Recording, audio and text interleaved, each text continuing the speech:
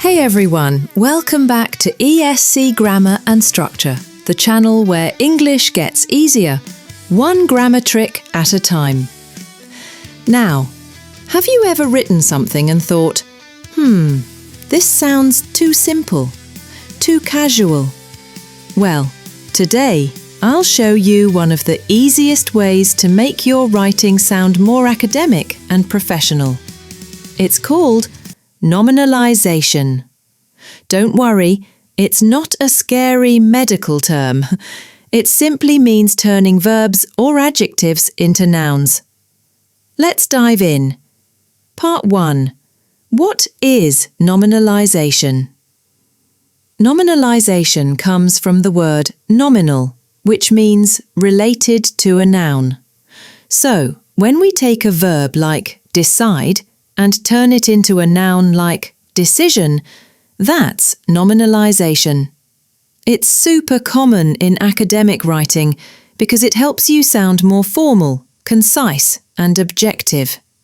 Let's compare two sentences. 1. Without nominalization, researchers analysed the data carefully. 2. With nominalization, the analysis of the data was conducted carefully. See the difference? The second one sounds more like it's from a research paper, right? That's the power of nominalization. Part 2. How it works.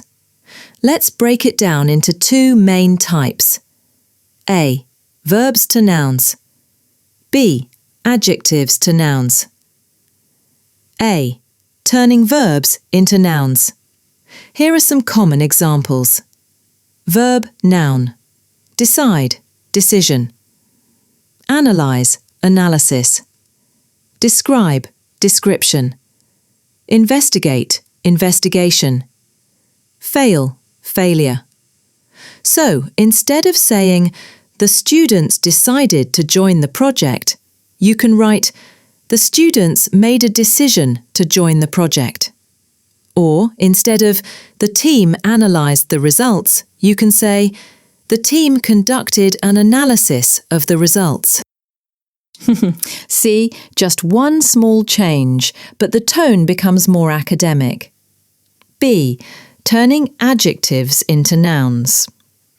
Now let's look at adjectives. Adjective, noun. Strong, strength.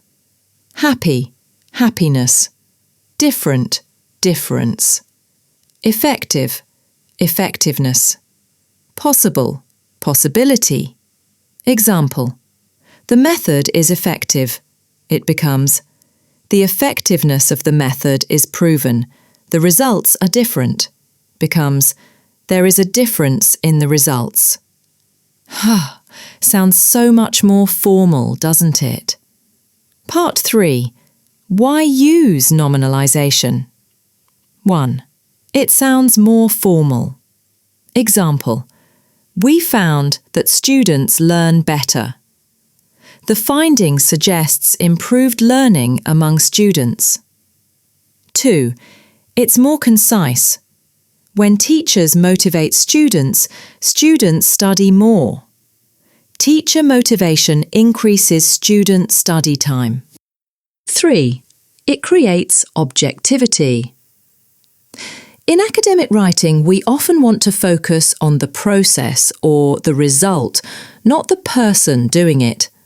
So instead of saying, we concluded that the test was valid, you can write, the conclusion indicates the test's validity. See?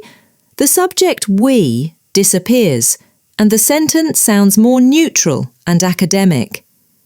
Part 4. Common nominalization endings. When you see words ending in these suffixes, they're often nominalized forms. Shun, shun. Examples.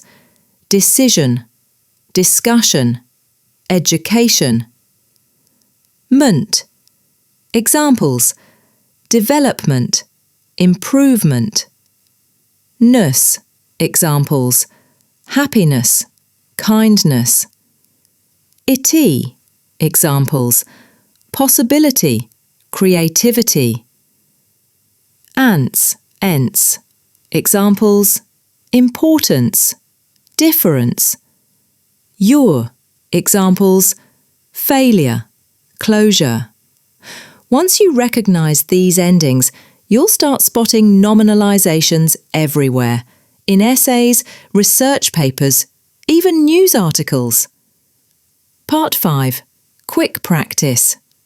OK, now it's quiz time. I'll give you a sentence and you try to nominalise it. Ready? Question 1. The students improved their writing skills. Which one sounds more academic? A. The improving of students' writing skills. B. The improvement of students' writing skills. C. The improvingness of students' writing skills.